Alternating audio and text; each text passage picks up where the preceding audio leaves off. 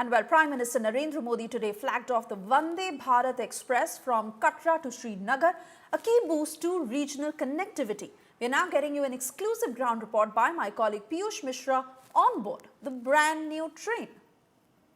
We are on board the first Vande Bharat train, which is now traveling from Katra to Srinagar, and any minute from now we will also be crossing the Chenab railway bridge. Yes, this is the Chenab railway bridge, which has now been constructed using various technologies.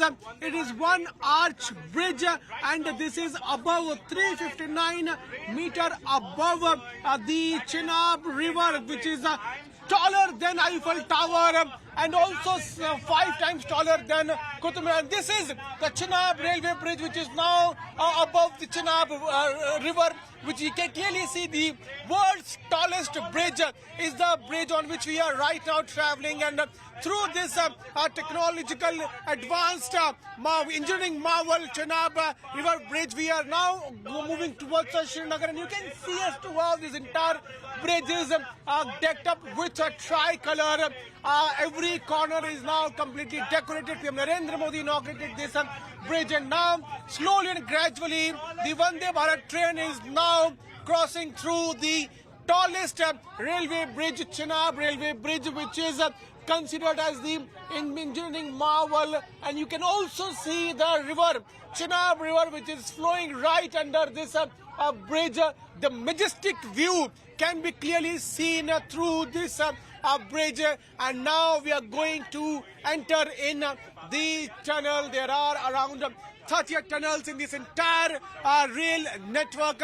This is a 272-kilometer long rail network, which has more than 38 tunnels and a large number of bridges, and it also has two strategically and very important bridges named as Chenab Railway Bridge and Anjikhar Bridge.